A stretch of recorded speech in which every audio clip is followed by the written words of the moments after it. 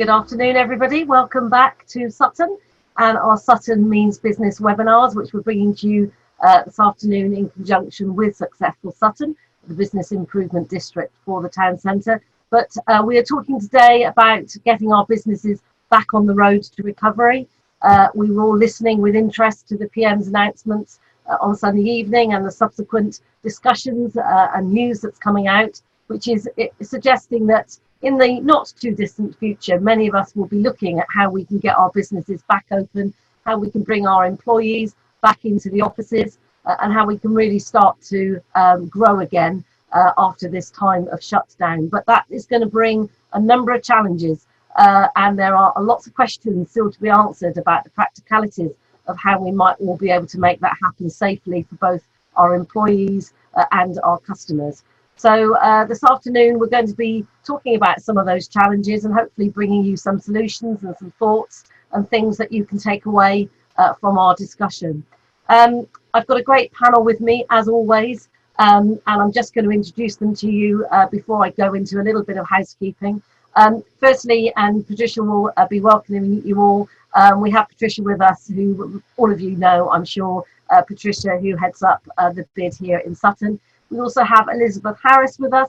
Elizabeth Harris is from the local authority, so Sutton Council, and from the Opportunity Sutton Department, which is the economic development team based in Sutton. And it's great that we've got the local authority here with us. Really important that everybody talks to each other and we share experiences. And Elizabeth will be telling us a little bit about what Sutton are hoping to do, how they're hoping to reopen the high street safely, and manage all the other elements to make sure that the businesses can open themselves. So we'll be hearing from Elizabeth. Also with us is Mike Evans. Now, Mike is from the retail group and actually can bring great insight into the whole retail sector, what is being talked about elsewhere, suggestions in terms of a summary of how retailers should be looking at the problem and sharing best practice that's happened elsewhere. So thanks very much to Mike for joining us. Hello to Andrew. Andrew is with us from the Meerkat group. Now, Meerkat is not what you're thinking. Maybe we can ask him why he's called it that at some point. But Meerkat are working with business improvement districts up and down the country and have been doing so for many, many years. And that's been about looking at joint procurement opportunities and how by group buying on behalf of business improvement districts, that could help to procure the right things at the right price. And right now he's having to pivot his business, as many of us are, to look at how that solution can be offered in terms of the procurement that all businesses are going to need in terms of the right PPE, the right sanitizing equipment, whatever it might be. And Andrew can talk to us about how a united approach to that could benefit everybody and avoid us paying overinflated prices for products that potentially aren't any good when we get them. So we'll be looking forward to hearing from Andrew. And then also with us this afternoon is Richard Warrender. Now, Warrender Jewellers are absolutely no stranger to Sutton High Street. It's a third generation family business. You know, what a challenge for the jewellery industry at the moment and for jewellery retailers. And it's great that we've got Richard here to share his thoughts about how he might be looking to open his business. I'm sure as a family business going back that long, there's been many challenges that have hit Warrenders over the years, perhaps never anything as big and as complicated as this. So it would be great to hear from Richard.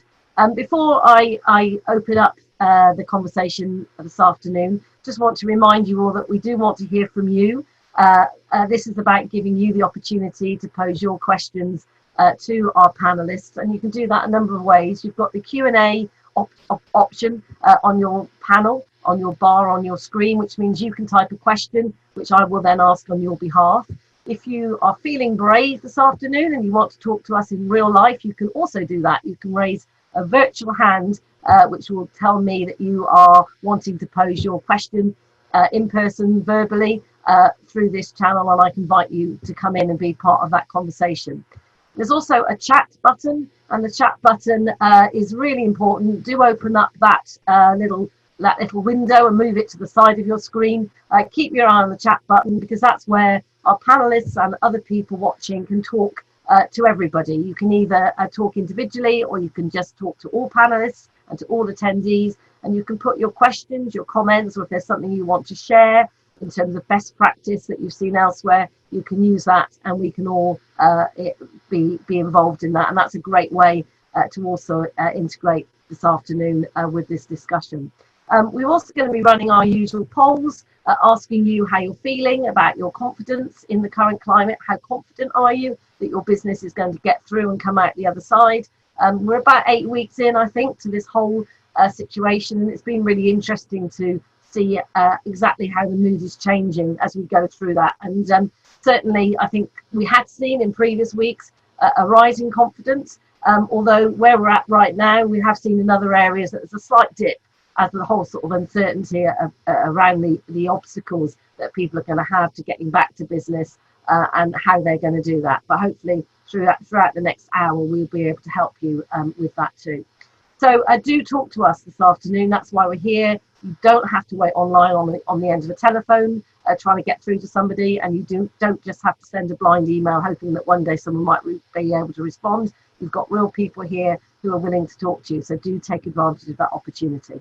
I'm going to invite Patricia now to talk to us. Just a quick overview from you, Patricia. Yeah, so hello everyone, good afternoon. Obviously things are starting to move forward slightly, which is what everyone wanted, and obviously now we're moving forward, we need a bit of advice, particularly us. I mean, we operate the Midtown Hub, so I'm looking for advice on how we're going to be able to do that safely and effectively over the next year or so, because everything is going to change for everybody. So I hope everyone actually gets as much out of this call as possible, and like Catherine said, I want everyone to ask as many questions as you can. I've certainly been bombarded with a few over the last 24 hours and have thus sent those forward to Andrew and Mike as we've been going on. But I think that there are a few issues that we're going to come up with over the course of the next month or so that we're not thinking of straight away. So don't expect to know everything now. But everything you need to know now, then please just stick your hand in the air and ask those questions. And as I say, just get in touch with the bid if there's anything further you want to talk about. Great, thank you. Just to say, I think it's fantastic that Successful Sutton are enabling these webinars. I think there is so much that we can all gain from learning from each other and sharing experiences. And certainly one thing I think very positive that's come out of this situation is there's a lot more collaboration that's going on. Which can only be a good thing in the long run. So it's great that this is happening.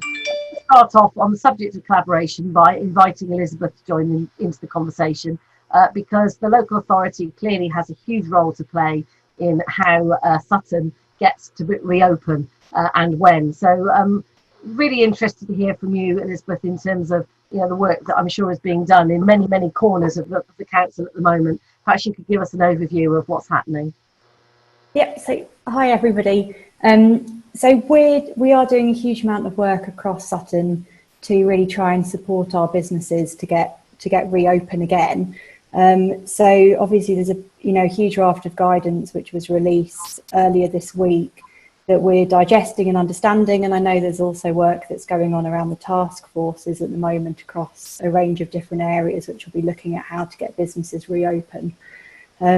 So we're doing a piece of work at the moment for business recovery planning to look at how we can best support you to get reopen, and that pulls in all of the different areas that we might need to factor in. So it's things like regulatory services, who are working to develop advice at the moment about reoccupation and moving back onto the high street, but we also need to think about how people travel to work, how they may park where they get there. Some of the guidance that's been around improving cycling routes and supporting people to travel to work in a different way. So we need to think about how employees can actually get back to work as well, and pull in some of that advice and guidance. We're continuing to offer some of the grant funding to any businesses that haven't received it as well, and making sure that all of those who are eligible can continue to get their grant funding. And I think there'll be ongoing conversations, from our business rates team, who are closely in touch with businesses across the borough, about, and having individual conversations about their circumstances as well. So there's a large sort of range of work that's going on, and at the moment we're trying to pull all of that together And then I think I'm really pleased to be here today so I can hear more from you around some of the challenges that you're facing and how we can support you with those moving forward. So, we're here. Catherine could, if you don't have our email address already, that can be circulated afterwards. And we're just really interested to hear from you around some of the challenges you're facing and how we could best support you, whether that's as a council or signposting you over onto other support services as well. That's great, thank you. Perhaps you could just pop your contact details in the chat. Yeah. For everybody. One question for me around timing. I mean, obviously everyone's having to, scrabble around almost. It's a bit of a nightmare for everybody. The scenario is changing almost daily. But if you're a business and you're thinking about what you need to do, when is it likely that Sutton will be able to give some clear guidance in all the work that you're putting together? What is the likely timeline on that? So there's work going on at the moment to pull together guidance. So I think it's best if I come back to you after this and I can let people know what the timescales will be for that. Obviously things are changing all the time, so we're pulling together things as quickly as we can, and also waiting for the next set of the sort of government tests and showing if further reopening will be happening at the beginning of June. Just sort of fundamentally of running any high street, whether that be Sutton or Carshalton or Wallington or whatever, any high street, busy high street across the borough, is the local authority working on sort of pedestrian planning, footfall planning? Is it a possibility that you could have a one-way traffic system going down the main high street? Because that's all the sort of thing that, if you're in business, will affect your potential footfall and may make a difference to when you reopen or to what extent you bring staff back in terms of levels of business. Is that the thing that's being looked at? There is work that's going on to make sure, we can comply with regulations, and, there's further guidance that's being released through sort of MHCLG about, safer public spaces and how you can, support that. So I think if I'm sort of more than happy to come back to a future webinar as well and update on those, because it's something that would like to speak to colleagues about and then come back to update. And I think also it's that confident message, isn't it? Local people need to be confident that they can come into the high street safely. And that's something that all businesses are going to need to know is happening. I'm going to bring Mike into the conversation because Mike, I'm sure with your experience and working across the country with retailers and retailer groups, what's your sort of thoughts on this, and what are you seeing happening elsewhere? I think, thank you, Catherine. What are we seeing happening elsewhere? First point is there has been some really good information released by the government. So it's worth giving them a plaudit for that.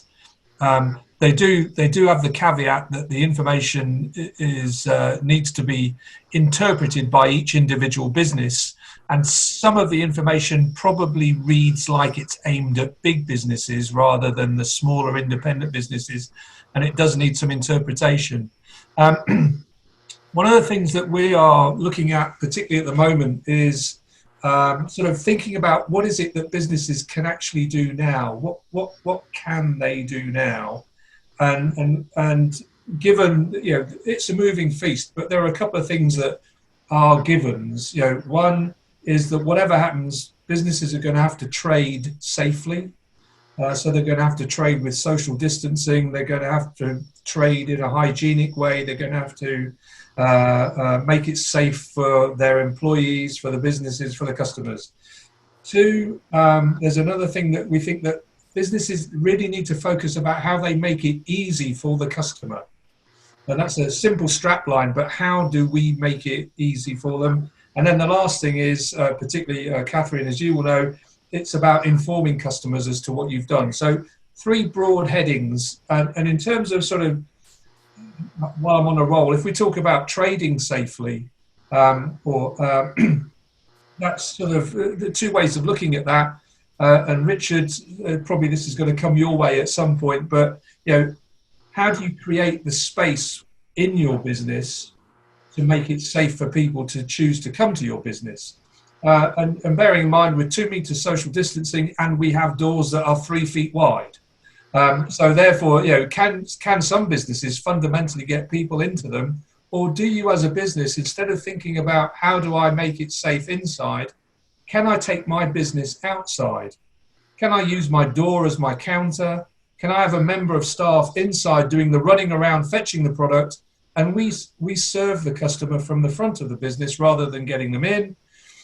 So there's different ways, of course, that then has a knock on to the pavement issue, and whether we've got people lining up on the pavement, and it all comes back into how we. But if we start by looking at what is it we can do now, bearing in mind that June the 1st might be a day when we're able to actually open and trade, or even if we've been trading online, we can go back to having physical trading as well as the online. So what is it we can do now? Well, we can do that bit of planning, thinking, preparing, creating the space in our business.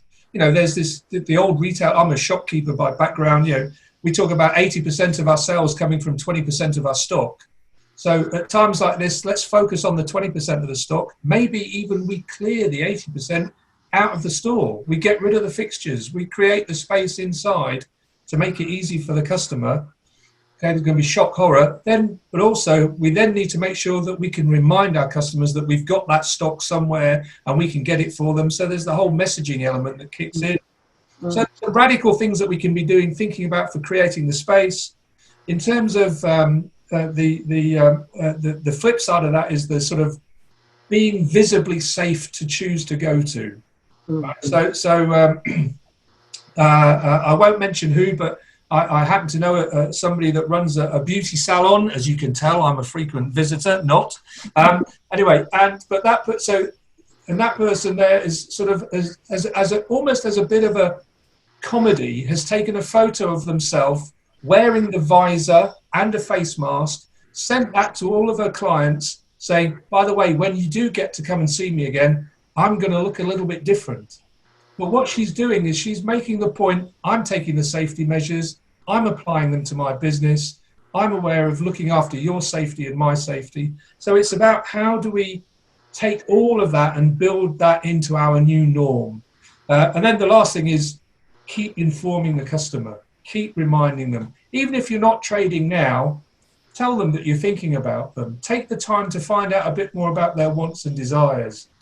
Tell them that what you've got coming down the pipeline. Tell them how they can access your business. So there's all of this, and then whatever you decide to do, whether you're going to operate virtually Monday to Friday and have physical opening Saturday, Sunday, whether you're going to allow people with the surnames A to F to shop in your store between 8 and 10, and then the rest of the alphabet are coming at certain times, whatever you're deciding, that's going to make it easy for the customer to use you, make it safe, make it healthy, and sustain your business. Make sure that you are communicating that to your customers.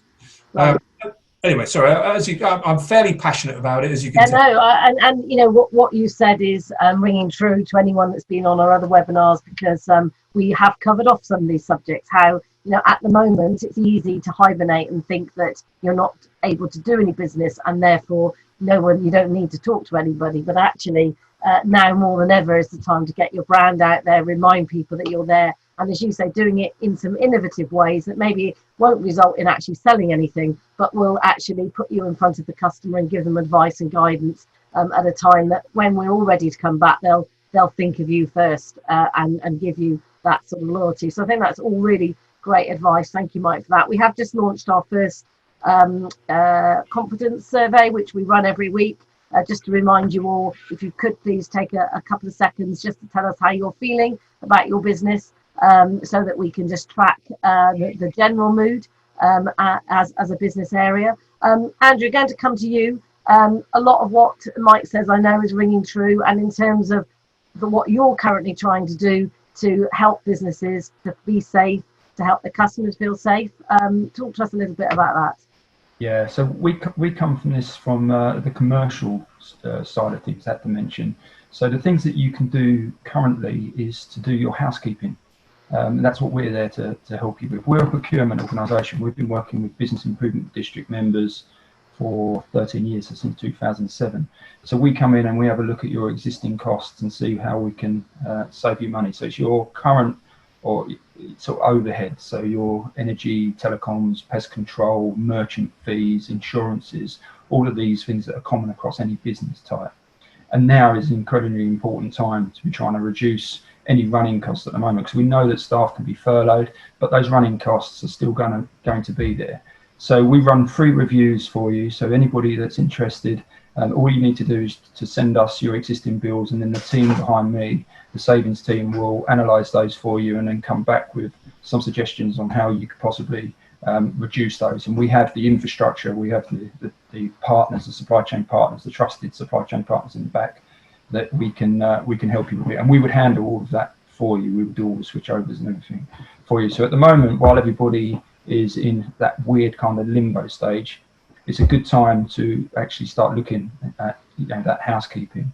If you're setting up your business differently, as has been, is a possibility, then we'll help you with any new infrastructure that you need to put in place. And if you need any training, then our partners will provide you with some online training.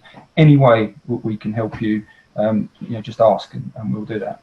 And going forward, we are procurement. We're a professional procurement organisation. And the next stage of what we're doing is trying to help you get ready for when we return to the high street. So all of that equipment that is going to possibly be needed. So all of the PPE, the masks, the face visors, any aprons, the sanitation stations, the stickerage, any of that, we're currently putting together supply chains for that as well. Trusted supply chains, approved ones. Because the issue that we've got at the moment is everybody seems to be able to provide you with PPE. There's a lot of scam, and people are using this as an opportunity to scam people out. Well, it's been in the press. A lot of councils have lost many millions. So there's a lot of scammers out there at the moment. So we're putting in place trusted suppliers, and through us, we will help you procure. The other problem that we have is that prices are inflated. Materials are not available across Europe. So if anybody needs anything at all going forward, just get in contact with us. We want to collate all of the requirements across the entire business improvement district so that we can start doing the negotiation and putting in place that supply chains for all of you, so that you're all protected on quality, costs and supply. So that's what we're there to do. So Andrew, a question I want to ask is, what is it, or maybe this is something that you could circulate round, but what is the sort of barest minimum?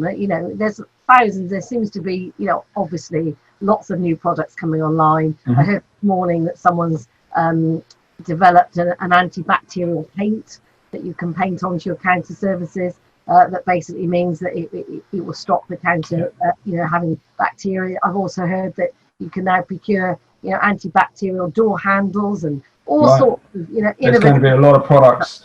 So, obviously that all sounds great, and you might have that solution, but what is the sort of basic kit if you were to think of? Well, there are standards. So there are British standards for face masks, for the screens, for all these things. So that's the problem as well, is that people are providing products and equipment, but they are varying quality.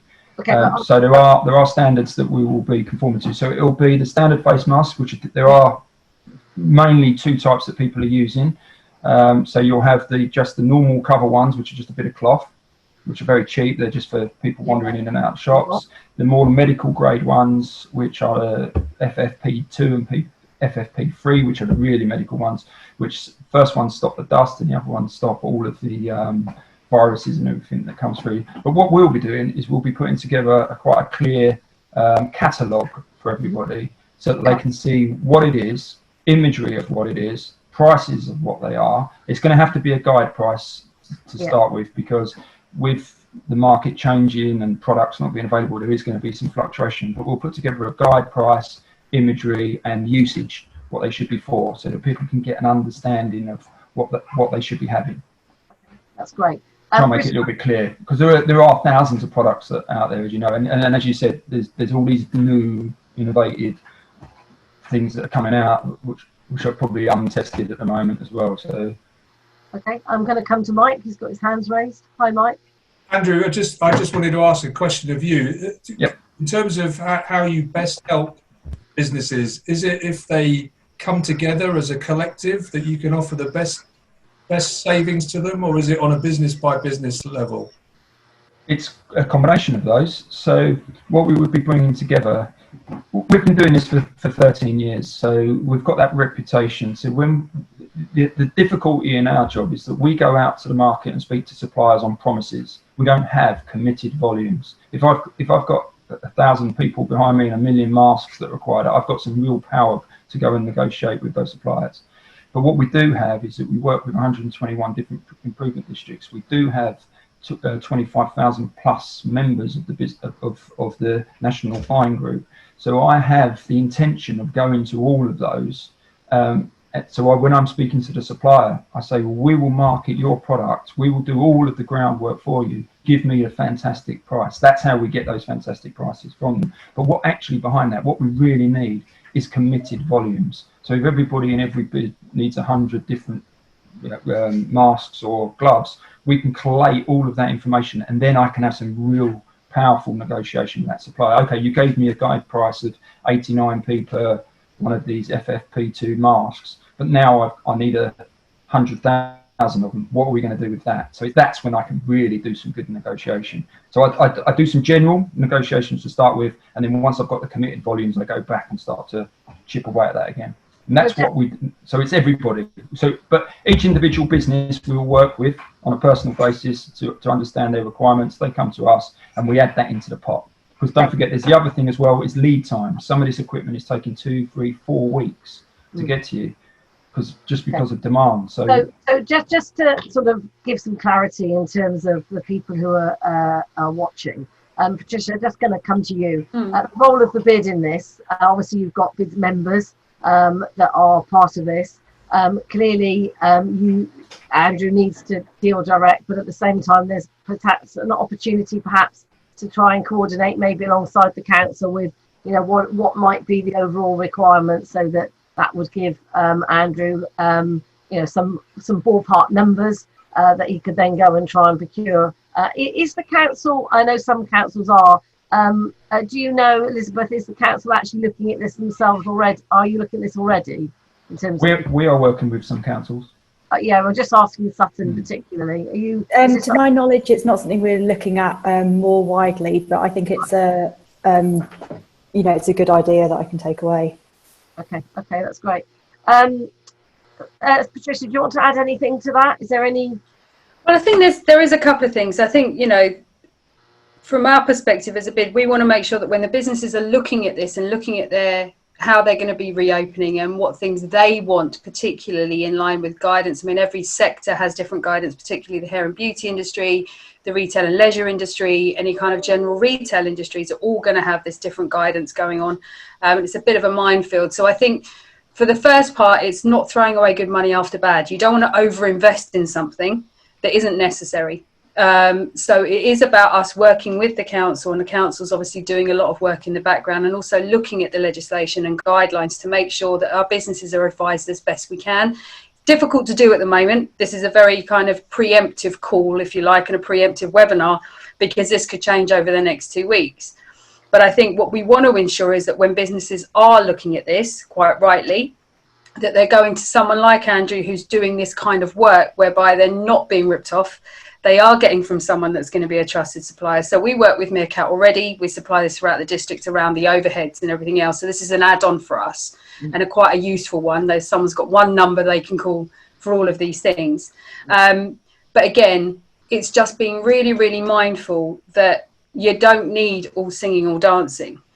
There have been recent surveys carried out, and a lot of recent surveys carried out with members of the public and people that would generally use these spaces to ask them what they're looking for, what's going to incentivize them to come back.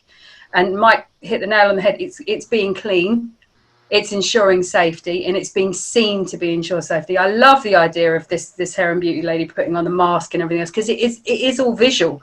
If you can show that you're cleaning a high street, if you can show that you're cleaning your store, or you've provided safety measures and you've moved everything out of the way, visually that makes a massive impact, rather than just sticking a poster up and saying we do all of these things. Let people see you doing all of these things, and do it via your social media and comms, because that is going to be your key. They're not going to really you know, they're not going to be very interested in a lot of the stuff you've got going on in terms of sales. What they're going to want to know is, when I come in to buy my eggs, or when I come to the shop to buy a new top or whatever, I'm going to be doing so in a really safe, clean environment where people have actually care what goes on, you know.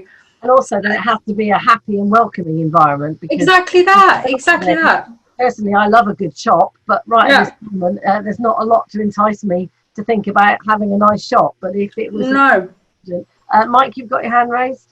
And I'm just conscious that we're not letting Richard, who's a proper shopkeeper, talk. But for me, it's this. You know, as Richard will know, you know, businesses, all shapes, types of businesses in town centres have lots of regular customers, and one of the things that you need to communicate to them is, if you've changed the way you operate, and if it's going to temporarily change, you're going to need to educate them about what you've done to change, so that they're not surprised and startled.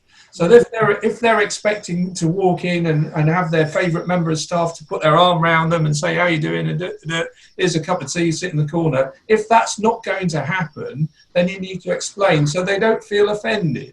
Yeah. But let them know what you're going to do instead and how you're going to treat them differently. And I think that's all, that part of that communication is essential. But equally, you don't need a poster that says, oh, and this is what we're going to do to make it easy for you. You just need to create the environment and let them see the process. Great. Okay. I am going to come to you, Richard, because you're the one person on this panel that is actually in the middle of this, with a business that's presumably hoping to reopen at some point soon, and in the midst of grappling with what that might look like. So what's your current thinking of this, and what are you seeing as the priorities for your business? So thank you very much, and for having me on today as well. I think our current thinking is really about being as prepared as we possibly can be. We're looking at the advice provided by the government and the British Retail Consortium, which has then also been backed up for us specifically by the National Association of Jewellers. So that advice for us is what we will work through and look to support and make sure that we're ready to reopen when we can. We're not going to preempt that announcement or those restrictions being lifted. So at the moment we remain closed, but obviously want to be prepared in order to reopen. I think the overriding message that is coming across on this webinar, but on previous webinars and from elsewhere, is safety and people feeling reassured that they can shop. And some people will want to visit a store, others won't. So it's very important that we can provide a service that can either go to them if required in terms of delivery, or that enables them to come to us safely and securely. And Mike raised the point earlier about taking you're potentially taking a product to your shop door. We can't do that for security reasons, but part of the benefit of the business we are and the way that we operate is that we hold a secure premises. So we anticipate managing footfall into the store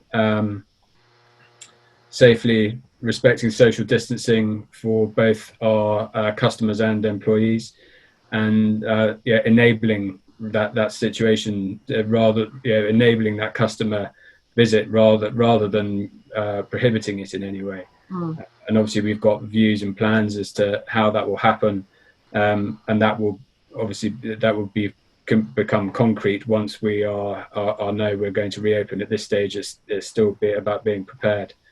I think to raise a negative point against all of this, which isn't necessarily been spoken about at the moment, our priority, full stop, as a business is going to be turnover. It is about being able to get money into our business. That means that for us, it's about selling services to customers or selling jewellery. I think both of those are going to be challenging, and we don't know what business we're going to be coming back to in terms of turnover, and that is an overriding concern. All of the preparedness and the work that we are doing at the moment is adding cost without any income, and that is so all the financial support in the world is great, and obviously there are sort of resources for that. But these are costs that our business didn't bear 2 months ago, and they're going to be costs that our business has to bear for the foreseeable. So certainly for the next 12-month period. And yeah, we don't know in terms of what gain and reward that's going to equate to. So that's a concern. It's I completely understand that it's a requirement. It's a challenge to be met. It is also, as an independent business, we don't have HQ telling us how to do something. So we do get to make those decisions ourselves. We do get to be responsible about it and take our own view. It is also an opportunity to provide what we know we can provide, which is good customer service, good quality product, and all those values that we know have the potential to set us aside from somebody else in the same marketplace. So not always the negative situations provide opportunity, but we certainly want to when we do reopen, to reopen as well as we can, with the priority being turnover. I mean, you have got the benefit of that customer loyalty. You've got the benefit that you no doubt have prided yourselves on a first class customer service, which you wouldn't always get in a multiple chain. So I guess that's all in your favour. But I absolutely agree 100% that for any business at the moment, it is a little bit of a blank sheet of paper, and you can do all the sums that you want about what you think your turnover might be and how long you might think you will survive. Actually, none of us will know until the moment comes when we start to test that, and exactly how much confidence is going to come back in, and how much people are going to have money in their pockets to spend on luxury items, which jewellery is, as well as are they going to want to come back in and buy that type of thing. It must be hugely challenging time for you and everybody. It is, but to put an optimistic spin on it, jewellery, yes, is a luxury product, but the reasons for buying jewellery have always they've been seen as recession proof, as in anniversaries, weddings, engagements always come around. I think this crisis is disproving that theory, because people are not getting engaged. We know that customers have decided not to get engaged because they don't want this to be the backdrop to that moment. People obviously aren't getting married because marriages were cancelled, and those weddings and ceremonies and civil ceremonies have all been postponed or delayed. So actually, what the optimism, that is all negative. The optimism is that there will be a time for celebration, and I am confident, doing what I do, that jewellery will play a part in that. That we want to make sure that we can be part of that, so understanding how we can deliver our product and service to a customer is what we're about at the moment, and we certainly want to be part of that celebration. No, definitely. I think there is optimism. You have to be optimistic. You have to have that sort of central belief that you can get through it, because otherwise, let's be honest, we'd have all shut up shop around about the 23rd of March and not bothered to even get this far. So just before I bring Mike back in, I do have a question, which is actually a difficult one. I don't actually know that anybody here will be able to answer it, but it's a question that's coming. Maybe Mike, you can give some insight, but it's a question that's coming from someone who is a tenant of the shopping centre, St Nicholas Centre, and she's saying that they've received their rent payment invoice, as many people will be doing now, for the next quarter. Do we still have to pay it even though the centre isn't open? I think we can all answer that. I mean, Richard, you'll probably know this. You've presumably got to pay rent to somebody. Rent is still due unless you've had a conversation with your landlord to negotiate something different. Our understanding, being a tenant in it, and also being a landlord as well, that the rent is due, but this from our perspective boils down to relationships. So if you have a good relationship, it is about striking up that conversation with and making sure that it's as honest as it can be without necessarily providing a balance sheet, and actually just sort of going month by month rather than knocking out the next quarter. So I think that's obviously down to individual sort of businesses and shopping centres, but that's our opinion. Yeah, Elizabeth, you've probably come across this question coming through. My understanding is that in the current climate, you're absolutely right.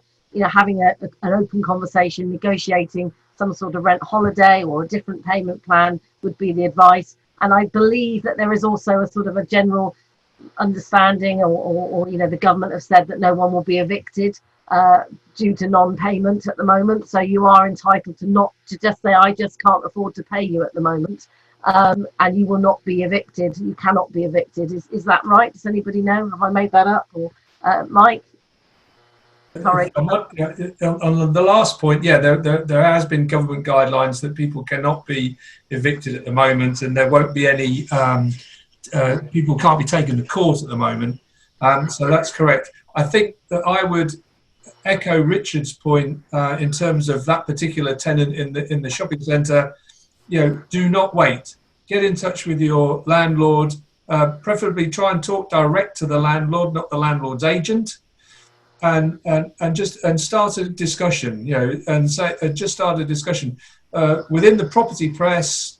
It's clear that a number of major institutional landlords are giving rent holidays. They're looking at deferring rent. They might not let you off, but they'll defer it, and they'll come back to it another day. So that is something that's happening within the industry, and that particular tenant, and start the dialogue, get in touch, keep it as open and friendly, be open with your information, share your figures, share the performance, etc. Yeah, definitely. I think we've covered this on a previous webinar where the advice was, if you're, as we all are, having to think about what our finances might be looking like over the next 6-12 months, going to your landlord with some sort of plan that explains why you can't pay it, but suggests how you might be able to pay it.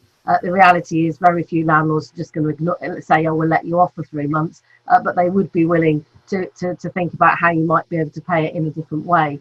So that should be all part of your planning. Patricia, I'm just going to come to you on that, because I know that St Nicholas Centre is one on your board. Obviously, it's a very important part of your high street. You've no doubt heard this from other people. Is there anything you can add to that? No, I think it's been said, really. I think each individual landlord works under a different set of circumstances. I mean, obviously, landlords themselves are not an infinite source of funding, so they do need to meet overhead costs. I think that the fact that the centre is closed does give weight to an argument to say, well, look, while the centre is closed, we need to hold our place. We need to function as a business. We have every intention of opening up. But I think the issue that people are facing at the moment is they're not having these conversations directly. And I think people are afraid to put their hands up and say, you know what, I think we're going to struggle to meet this. And actually they should be. So I can't see, in terms of legally, and just something legally, contractually, yes, you're obligated to pay your rent. There's no ifs and ands or two ways around it. If you're in a rent agreement, you are obligated to pay that rent. But there is room for manoeuvre and there is room for discussion. I think current circumstances aside, I'm sure Richard agreed with me as a landlord himself, I think that really you have this conversation with your tenant. You don't want an empty unit. You certainly want to ensure that as a shopping centre, you're continuing to function. So I think you have a lot of weight there as a tenant to be able to come back on that. It's beneficial to the shopping centre, or the landlord of a big commercial office block to find in 3 months' time they haven't got any tenants left. Because no, I mean, residentially or commercially, as a landlord, as a freeholder or a landlord, you do not want to be starting to look for another tenant at the moment. No. But honesty and openness is absolutely 100% come out of all these webinars. There's no point in I think we were discussing this last week. Maybe there's been an element of that British upper lip in the past of people saying, oh no, everything's rosy, it's fine, my business is booming, even when it's not. But actually that's not happening anymore. We're all being very open and honest about how we're feeling, and that's really important in the current climate. To move forward. Elizabeth, from the council's perspective, are you seeing much of this? Is there any help or advice you can give? I think it's just echoing what everyone else says, that, you know, having the conversation is really important. And even though, you know, there is sort of legislation at the moment around preventing evictions right now, you know, that's I believe until the end of June. So, you know, you need to have that conversation now and agree a way forward. Yeah, I mean, presumably that might change if the government says that you're not allowed to reopen.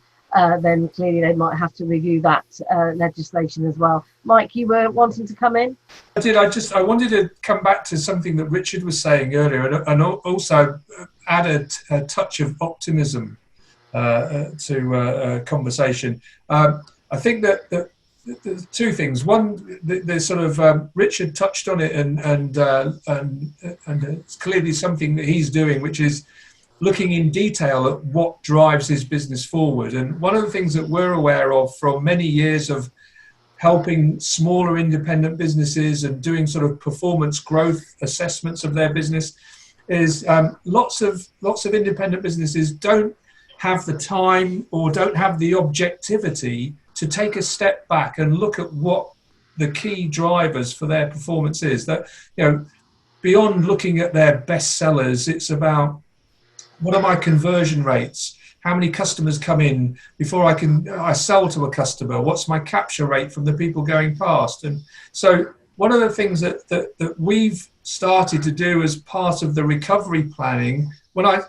earlier on I said, what can you do now? We've started to talk to businesses about, actually, you know, it's a great opportunity.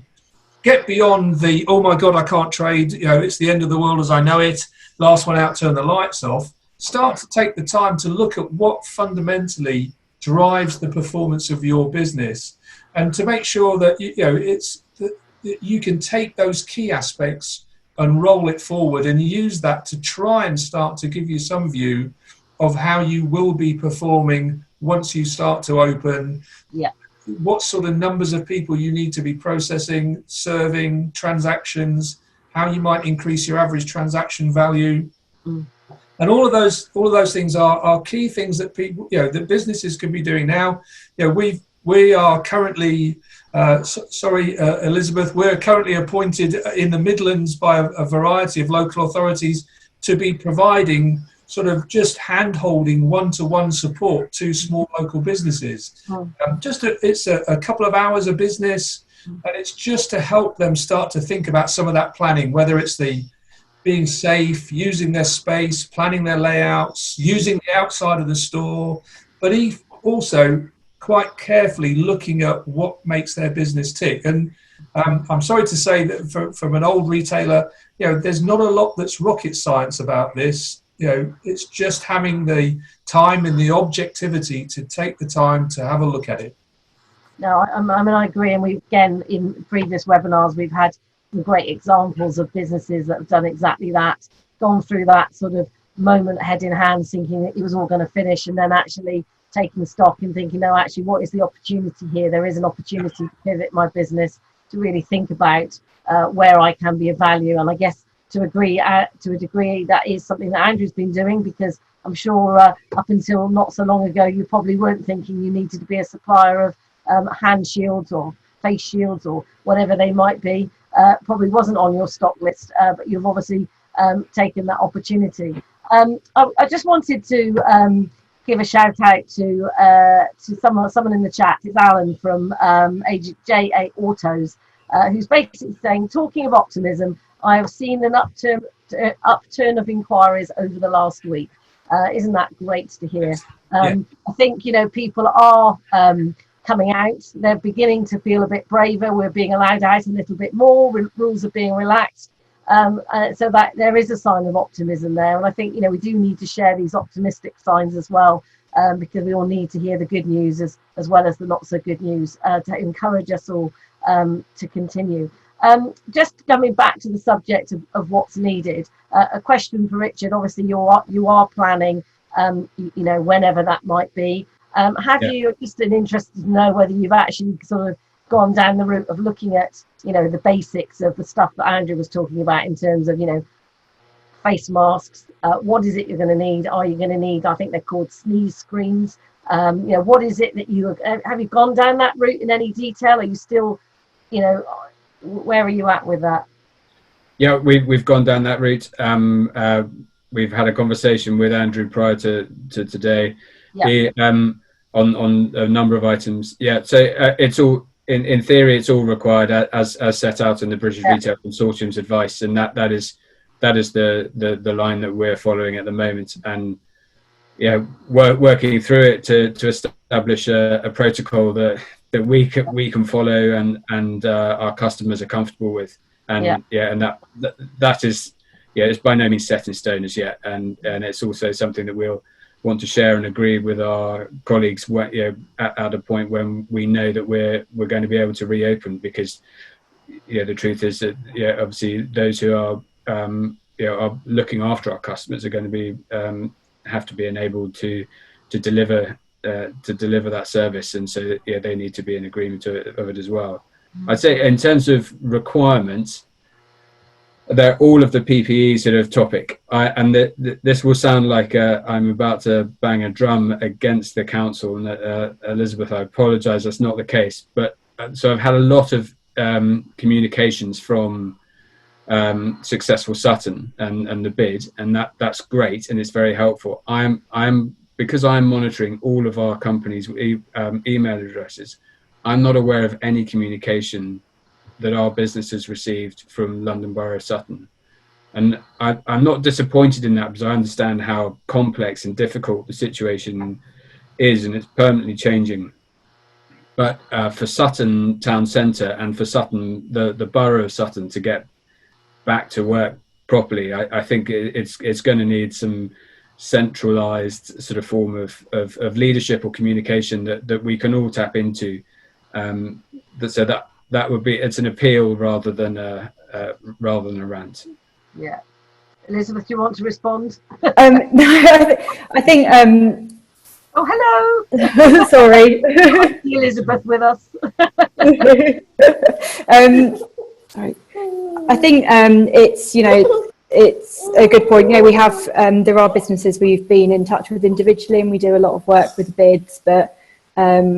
I can understand that if you want to hear more from us as a local authority and think about how we can support you, that's something we need to take on board. I'll let you cope with that current challenge. Sorry, that was bad timing. I really well, maybe good timing. That wasn't intentional. Well, maybe, yeah, exactly. Team effort. But I think that it is a point well made, and the role of a local authority, and I completely get that they've got a huge number of priorities, but there comes a point when the reopening of the high street and supporting businesses in a collective way has to become a priority, and if there's some way, I'm sure, Patricia, that the bids can help, and as I know you already are, because I know you're already meeting with task force and all sorts of other things to start but I guess it comes back to good old-fashioned communication, doesn't it?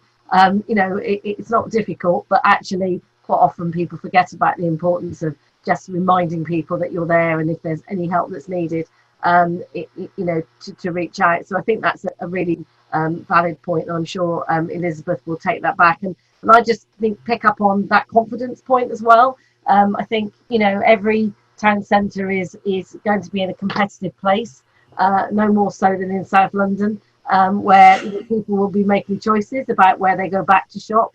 And actually, making sure that your town centre, your high street is giving out a strong, confident, combined message against others is going to be a really important thing, because otherwise people will go elsewhere. But what we do know is that the current epidemic has meant that people are shopping locally, they're supporting locally, they're wanting to get back to sort of the community high street.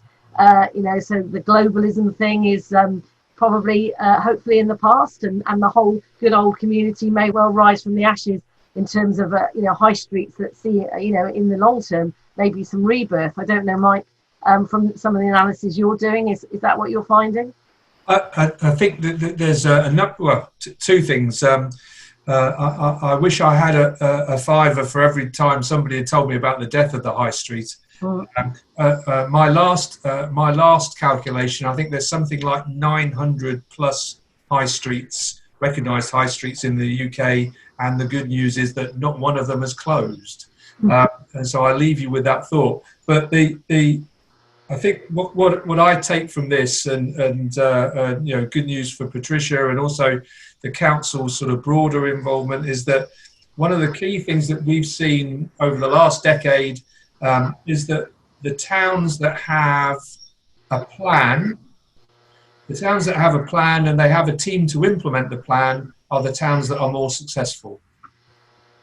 Yeah, and I think just, you know, we do have someone else in the chat, you know, also saying that it's great to see someone here from the council. We did have Councillor Jane McCoy with us, I think on the very first webinar we did, and I think just, you know, I guess to give a shout out to the local authority key workers who have been on the front line, and I know many of them have taken on additional responsibilities, and quite rightly in the current climate. But I guess as we're now moving out of, if you like, the emergency phase, and hopefully coming out the other side, it's great to see that you're able to put some resource back into this area, and I think everyone will welcome that. And Elizabeth wants to say something. Hi, Elizabeth.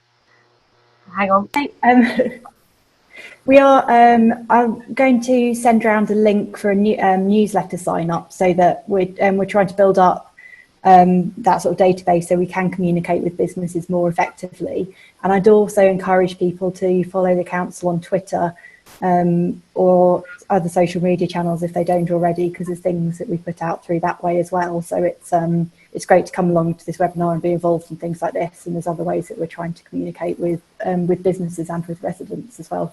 That's great. Well, that's probably quite a good place to sort of draw a bit of a close. I'm just going to come to the others just for a final word, really. If there was one sort of, I suppose, takeaway piece of advice that you might want to give about the next coming weeks, maybe starting with you, Andrew.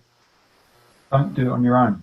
It is a collective, so everybody's in the same boat, aren't they? So there was another question at the bottom there. I could address that really quickly. It was the one with regards to the buffer stock. Yeah.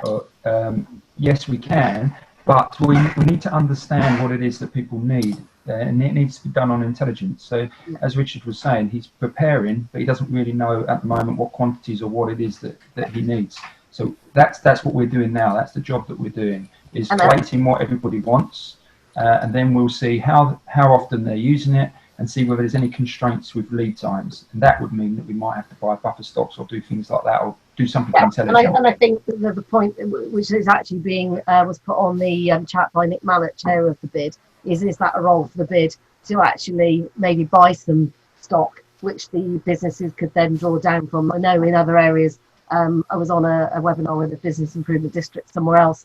I know that's exactly what they've done. They have stock which is in their store, and businesses can say, yes, can I buy X, Y, and Z, and know that they can go to the Business Improvement District to do that. So, and the intelligent way to do that is against usage patterns, so you know what people are using, rather than just being left with a load of masks at the end of it and wasted a load of money. So it's just, that's what we need to do. We just need to build up that intelligence. That's brilliant. Thank you for that. And I'm sure Patricia and Nick and the team on the board will take that away. Richard, coming to you. Yeah. Just by closing, I think it is for us. It's about being ready to reopen when we're allowed to, and getting as far along before we do so that we can make that experience as enjoyable as it can be as well, and easy and accessible for our customers. And as a retail store, we look forward to seeing our customers again. Be prepared and be ready for it, I guess is your message. Thank you for that. Mike. Richard's just pinched my line about make it easy for your customers. Make it easy have that as a strap line, and use that. Whatever decisions you apply, just say, is that going to make it easy for my customers? Is it going to make it easy for my customers to choose to use me? Is it going to make it easy for them to see that we're looking after their safety, that we've looked after our own safety? Is it going to be easy for them to find the products they want to buy? All of that. Yeah, that's absolutely right. It's got to be a happy experience, a pleasurable experience, and a safe experience, and making sure your customers know that's what you're doing. Patricia, final few words from you this afternoon. I think we've covered most of it, but from my perspective, it's obviously just not rushing ahead. Have a good look at everything. Look at what your stock is, look at what your store's offering, look at whether you're safe enough to operate, look at the care of your staff as well. Do a full risk assessment on opening. That in itself takes a bit of time and a bit more critical thought. And that's really good practice because it does make you think about things that maybe you haven't considered. So there's a lot of stuff online, certainly from London Borough of Sutton and other places that you can download a lot of templates to do that. But that would be my first stop. I would be doing a risk assessment initially, seeing what then I need, and then, as I say, putting your hand up and saying, right, these are the things we're going to need moving forward. Now I need to look at where we can resource those in the best way, and whether I can do that at a reduced cost to make sure my cash flow is just exactly where I need it to be to open when I need to, really. So yeah, hopefully we're doing some of that for our levy, but there are other alternatives. But it is a really good option for some of our businesses, definitely. Okay, and maybe something that the BID and the local authority could combine with, and maybe do some sort of survey that asks businesses what they need in terms exactly of that, which would then in turn give Andrew some ballpark figures, and that would enable things to move forward. So that's all really great stuff. So thank you to everybody that's taken part this afternoon. Thanks for giving up your time and for being part of what is a really important message to give advice and support to all businesses. Thank you to the people who are sat wherever you're sat listening to this. This video will go online to the Successful Sutton YouTube channel, so you can refer back to it or indeed pass it on for other people to take note of. We're back here next Thursday, same time, 2 o'clock. And I believe, Patricia, we're going to be really just building on this subject, because what we know is that as the weeks go on, there's going to be more intelligence that's out there, there's going to be more advice and guidance that's needed.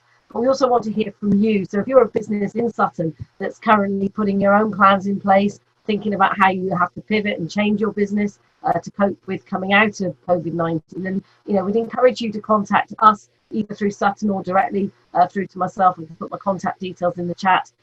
Because we'd like to invite you onto the panel. It's very important that we understand, as Richard has done with us this afternoon, that we share what other people are doing, and we learn from other people, because we don't need to reinvent the wheel. We need to all work together to come up with solutions and share those solutions. So thank you again to all of you for taking part. Stay safe, stay well, have a good rest of Thursday, and we look forward to seeing you all back here again next week at 2 o'clock. Thank you and bye-bye.